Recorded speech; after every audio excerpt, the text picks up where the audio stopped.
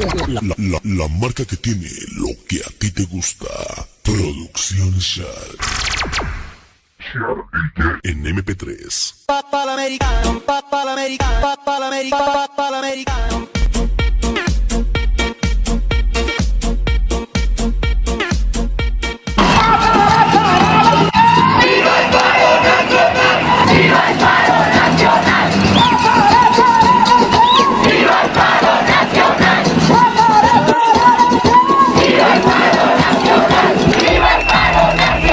Loco, como ahorita estamos en pleno paro exigiendo por unos derechos supremamente merecidos y que nosotros hayamos pasado por esto en el siglo XIX y en el siglo XX, Muy loco. de verdad que, de verdad que a mí me genera de todo, pero no, o sea, me genera nostalgia y de todo, pero yo quiero saber a ustedes cómo les fue en el siglo XIX y en el siglo XX, entonces, no sé, Sky, cuéntanos a ti qué te pasó en esa época de nuestras primeras revoluciones. A mí sí me gustaría recalcar que primero el fascismo era común al cual digamos, todos queríamos vencer. Tenemos claro que hay dos posiciones muy claras, que es el comunismo anticapitalista y el capitalismo anticomunista, que se lleva a lo largo de este siglo, a través de la guerra civil ideológica internacional, por la influencia externa que va a tener en los otros países y por el enfrentamiento en pro y contra el fascismo. Y me gustaría recalcar cómo era el rol de las amas de casa en esta época. Pero primero tenemos que recordar a un personaje que fue como, que se destacó mucho en esa época, que fue Mussolini, quien exaltó los valores nacionales y se propuso restaurar como la grandeza italiana para establecer el orden social a través de la lucha contra el liberalismo, el socialismo y el comunismo, así como condenando a la marginalidad al movimiento feminista. Entonces, de esta forma fue como se vio enmarcado una política de género. Esto fue muy contundente al principio de la década del siglo XX y él expresó y reafirmó las líneas de una división entre el sexo masculino y el femenino, en donde como que se volvió a reafirmar lo tradicional. Entonces decía que las mujeres básicamente tenían que estar en el hogar y debían desempeñar un papel reproductora de la raza, en donde solamente debían estar como en la casa y sirviendo a su familia. Todo ello se relacionaba con, ¿sabes? Como con la negativa del fascismo, de aceptar el trabajo de las mujeres en pie de la igualdad, se miraba la desigualdad en sus salarios y en consecuencia pues miramos una miseria. Cabe recalcar también que el fascismo intentó conservar y desarrollar la concepción patriarcal de la familia, enfatizando la autoridad del padre y la subordinación de las mujeres que únicamente fueran esposas o hijas. Entonces, pues podemos ver que en esa época el lugar femenino por excelencia era la casa en donde ellas debían realizar sus actividades propias y específicas, es decir, solamente la procreación y la atención de la familia. Como ya lo había recalcado antes, decían que solamente estaban dotadas por naturaleza, espíritu y de sacrificio, o sea que solamente tenían que, por tradición, estaban dotados solamente para la creación de familia. Entonces, todo esto pues lo era muy marcado por el modelo fascista. Bueno, yo tengo mucho que agregar desde el feminismo de la época, ¿sabes? Como que en ese momento empiezan muchas transformaciones por parte de la mujer, en especial las mujeres casadas, y es que la mujer ingresa a este mundo del trabajo. Entonces, como en 1940, más o menos el 14% de las mujeres de Estados Unidos, solamente convención a cielo, vivían en sus casas, trabajaban como amas de casa, mientras que 40 años después, en 1980, las mujeres constituían más de la mitad del porcentaje de las mujeres que empiezan a trabajar. Entonces, es muy loco ver cómo se duplica esta cifra. Entonces, antes de la entrada de la mujer en el trabajo, las empresas de textilería, de confección, que son roles que hoy asumimos como femeninos o trabajos feminizados, estaban en decadencia, al igual que lo estaban los trabajos típicos de los hombres, la minería, la construcción, los automotores, la industria pesada, la industria física. Entonces, cuando la mujer se inserta en esta narrativa de trabajar en las empresas, primero empieza con trabajos en tiendas, en centrales telefónicas, en cuidar personas, eh, pero siempre teniendo una posición de subalterna. Nunca, no le es fácil a la mujer subir de rango o tener un trabajo que sea importante o esencial, son trabajos subalternos. Algo que a las empresas les gustaba mucho del contrato de mujeres es que a las mujeres se les pagaba menos por el hecho de que eran mujeres y se les deseaba de cierta manera que trabajaran porque eran menos rebeldes que los hombres, porque tenían miedo, eran más recatadas, además que no tenían, bueno, más adelante, bueno, de que no tenían esa necesidad de trabajar en términos del dinero. Entonces, la mujer empieza a trabajar como un derecho y una reivindicación de sí misma, o sea, de dejar de verse como una herramienta más del hombre y de la casa, sino que se empieza a ver a sí misma como una mujer que trabaja, que tiene su propio dinero, que lo puede gastar, que lo puede utilizar, que lo puede ahorrar, sin necesidad de pedirle permiso o pedirle el dinero a su esposo. Entonces, empezamos a ver cómo empiezan a feminizarse de cierta forma las profesiones, que si bien era muy difícil en campos como lo era la medicina o las leyes, que pues primero era muy difícil ingresar siendo mujer y segundo, cuando las mujeres ingresaban, estas profesiones perdían nivel social y nivel económico, porque decían que lo están haciendo mujeres y no hombres. Entonces, uno sí se dice como, bueno, pero eso es más que todo en las mujeres de Occidente, las mujeres pues más que todo de la Rusia soviética, perdón, se me olvidó.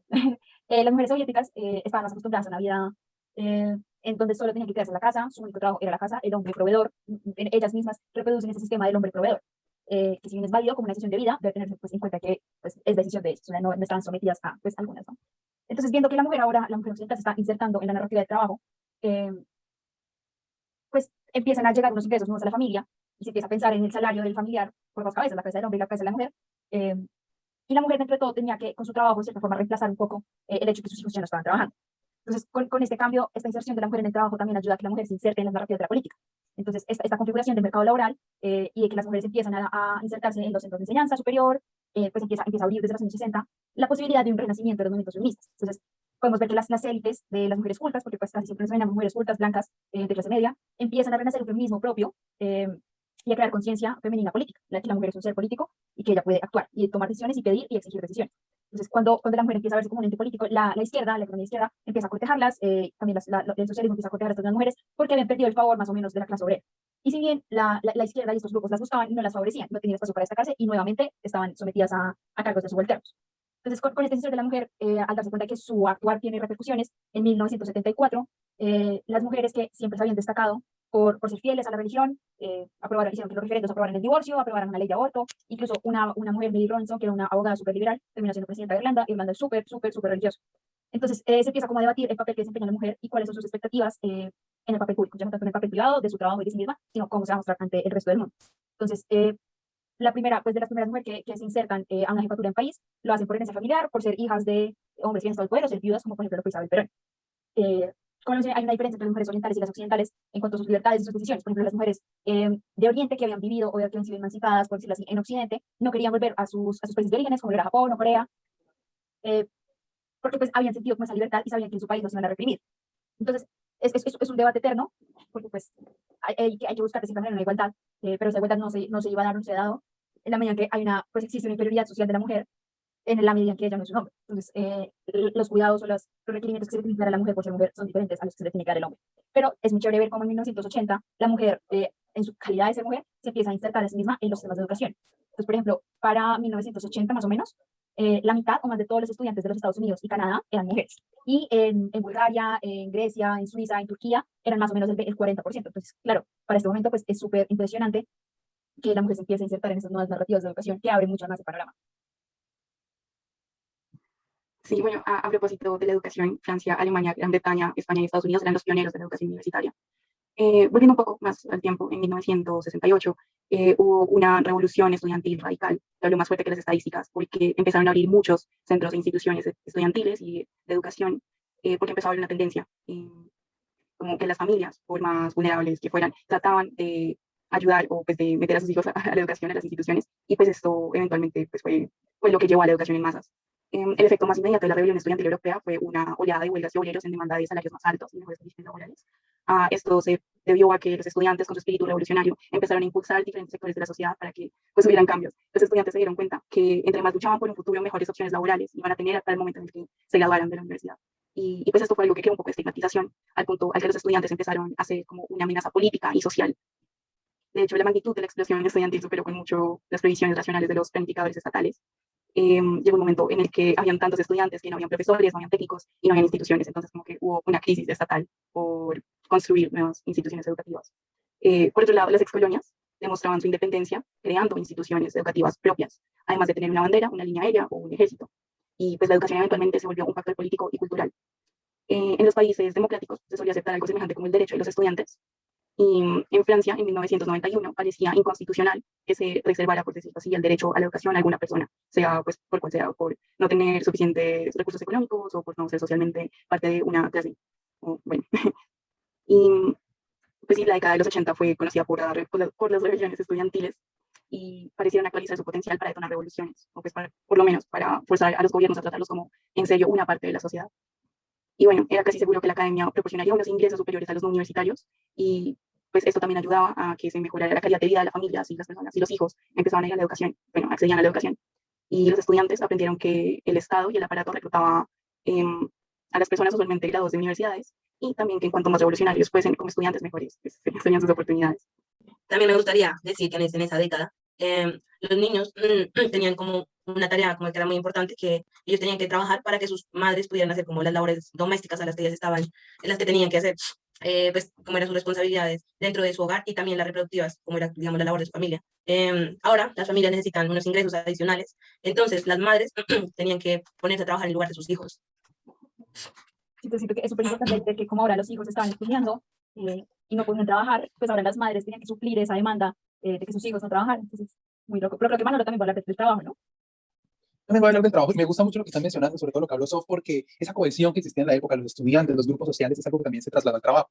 Aunque la clase trabajadora no presentó un mayor cataclismo demográfico como el que se presentó con los estudiantes, pues sí nos damos cuenta que en los años 80 tuvo un viraje fuerte y decreció y se socavó de una manera impresionante. Sin embargo, esta falsa idea del fracaso industrial de los años 50, 60 y 70 es completamente falsa. Nos vamos a dar cuenta que eso es una idea que surge a partir de un fracaso que pasó en los Estados Unidos alrededor de la década de los 60 y 70 por la crisis de los precios del petróleo y las industrias automovilísticas. Sin embargo, los datos que reflejan la OCDE es que la mayoría de países alrededor del mundo de hecho tuvieron una estabilidad bastante próspera en la industrialización, incluso nuevos países empezaron a industrializarse. Nos damos cuenta que países que mantenían un régimen comunista, el proletariado pues se mantuvo mayoritariamente estable en estas zonas y mantuvo un crecimiento positivo.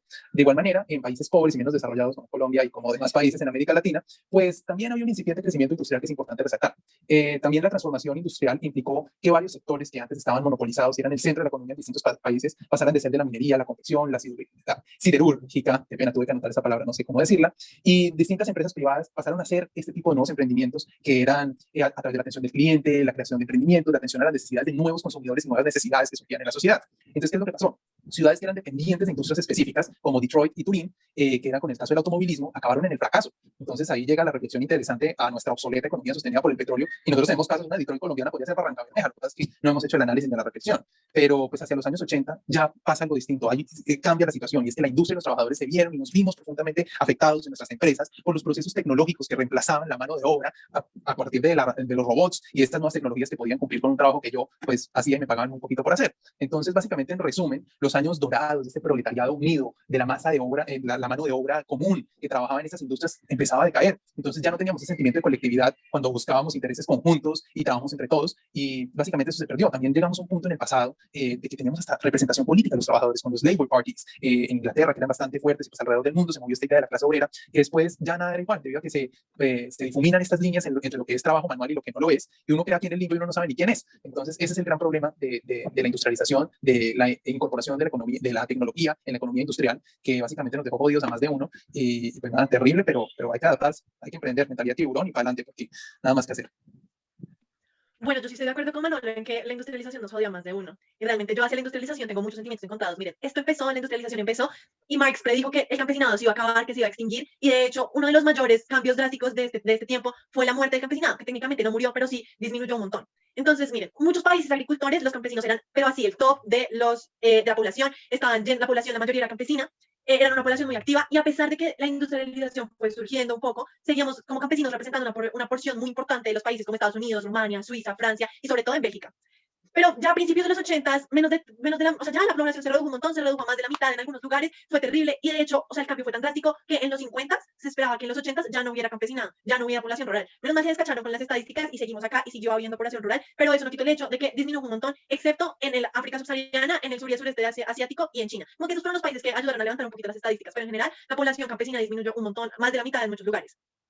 Y lo más triste, o pues no lo más triste, sino como lo que a uno no le podía caer en la cabeza, es que a pesar de que la población rural disminuyó, a pesar de que el campesinado se estaba acabando, los países con mayor desarrollo industrial se convirtieron en los países con mejor exportación agrícola, que más rendían en el mercado mundial con productos agrícolas, incluso cuando para lo interno del país podían no tener suficiente. O sea, los países dejaron de alimentarse a sí mismos por estar produciendo y exportando cosas al exterior. Mejor dicho, como dicen por ahí, casa de herrero, asadón de palo. Eso, demos ya todo el resto lo que hay, pero para nosotros no había nada. Entonces hubo una crisis también absurda de que los países, muchas personas no tenían, se estaban muriendo de hambre, pero sí se veían en el exterior como los mayores productores agrícolas. Y pues ya después, como que toda esta situación de los campesinos, de que nos estábamos disminuyendo, pues llegó la mecanización de la agricultura, que ahí es cuando yo digo que tengo ciertos encuentros de amor y odio hacia la industrialización, porque es que la mecanización de la agricultura logró cosas increíbles en la agricultura. Entonces, ayudó a la cría selectiva del ganado, a la biotecnología, y todas estas condiciones, pues hizo que los pocos campesinos que quedábamos pudiéramos dar abasto para rendir, porque ya las máquinas llegaron a ayudarnos un montón. Pero aún así, el campesinado siguió disminuyendo y siguió trabajando, pues ya con las máquinas que le habían llegado, pero siguieron ahí dándola toda poniéndose la 10 para poder rendir. Además, que otra cosa que uno dice como, wow, ¿qué es esto? Es que uno cree que esto de la industrialización y la reducción del campesinado fue solo en los países superindustriales, y realmente no fue así. No era necesario tener un país superindustrial para que el campesino se redujera. Entonces, por ejemplo, en Latinoamérica nos convertimos en una población minoritaria después de haber sido la mayoría absoluta. Seguimos siendo una mayoría minoritaria, y esto es porque cuando el campo se vacía, se llenan las ciudades. Entonces, había una industrialización, a todo el mundo le encantaba la ciudad, y el mundo en la segunda mitad del siglo XX se urbanizó como nunca, y dejaron los campos solitos, peladitos, y todo el mundo se fue a las ciudades a buscar un futuro mejor. Entonces, yo la verdad no les puedo decir que ame la industrialización porque fue una época muy dura para el campo y porque casi desaparecemos. Oigan, qué poco de cambios, ¿sí o no? ¿No les dan ganas de hacer uno? Estamos en una situación en que las mujeres vulneradas, los estudiantes asesinados en las calles, ¿sí? Los campesinos y el agro jodido. Y las industrias estamos dependiendo de 10 gatos espantosos de Lula y de Sarmiento y de toda esa gente, de esta gente que hay que acabar, que tenemos que acabar y que tenemos que parar porque no, la empresa privada se cayó, ya no hay emprendimiento, ya no hay incentivos, ya no hay nada. Aquí si usted no es de esta gente que acaba de masacrar, pues no prospera. Entonces, ¿a parar sí o qué? Es momento de revolución total. De acuerdo, amigos. Nada que hacer.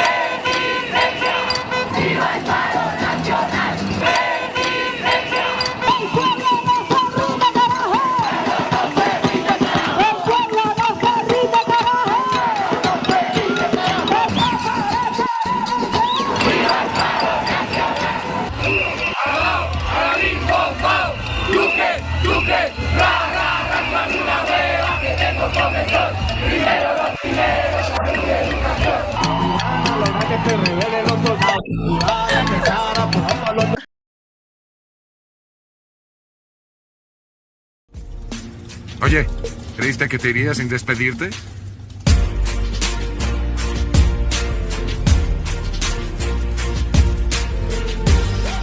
Antes decía que vivía mi vida medio kilómetro a la vez. Y creo que por eso éramos hermanos. Porque tú también. Un momento triste. El momento triste de la noche. Un momento triste. Momento sad. Bueno, pero alegremos. ¿Cuál es su podcast? Podcast. Nosotros le seguimos diciendo podcast. Eso era una No, que tertulia. es ¿Cuál es su podcast. ¿Qué tertulia les gustó más? Mi favorita fue la de Tola y Maru. Me pareció genial, me pareció que echamos mucho chisme y fue chisme del bueno. De acuerdo. ¿Y los dichos de Manuela todos? 10 de 10. Los chistes de Manuel, a mí me encanta también WandaVision. Esa de WandaVision me encanta. A mí también me gustó el de WandaVision, aparte que era, o sea, aparte que estuvo chévere, ahí fue nuestro podcast, o el inicio de nuestros podcasts chistosos, con las abuelas peleando, WandaVision, y a Luisa se le fue el audio, y la puta madre, increíble. No, y gracias a la abuelas, mejor editora de video. La mejor editora, Luisa. ¿Qué sería de nosotros hablando de edición? No sé si se acuerdan de Reforma y Contrarreforma con Dago García. Este es mi favorito. Ay, Diosito. Yo voy a imprimir estos pósters y los voy a pegar en mi cuarto. Son dignos. Son dignos. La dieron todas. No, pero caso cerrado y los códigos de hoy, los secretos de hoy, el 1, 2, 3. Tomen esos son los favoritos. Y la ñapa. Ñapa, por favor. Y tengo ñapa. Manuela diciendo, y tengo ñapa. Pero vean, oigan, ustedes saben yo que yo puedo reír con el video de Manuela bailando. Con el de Water. Al de Ava. Brava. Yo los quiero mucho con los podcasts y todo, pero en la vida me vuelvan a hacer virtuales. Porque Manuel no le da ningún Mueca. Internet con una cobija detrás. Ella era el combi. No era él. la cobija verde. Bueno, yo Bueno, creo que es momento de decir adiós. Ha sido un paseo interesante. Una experiencia única. Una Experiencia. experiencia increíble y única. Me la gocé toda, la La verdad. verdad, Me las gocé Me todas. quejé. O sea, no hay me uno- quejé. Hubo una lectura, no me acuerdo cuál fue la lectura, la de Drich, eso fue horrible. La de ¿Una? no. Una lectura. Uy, Bueno, ups. ups. Pero lo logramos. Pero se logró, todo se logró. Pero lo hicimos con amor. Triunfamos. De verdad, todo lo hicimos con amor. Bueno, profe, Bueno, muchas gracias por todo. Y gracias, profe. Por hacernos reír. Gracias por todo, compañeros. Alegrarnos nuestros jueves en la noche. Bueno, Chao. me encantó trabajar con ustedes. Sí, los amo. Espero verlos Igual, ¿no? en alguna otra presentación. Ay, qué triste. Lloré. Lloré. Bueno, amigos, a derrocar al patriarcado y a Amén. a derrocar al uribismo. Chao. Vamos, que se nos Total, que iba al paro.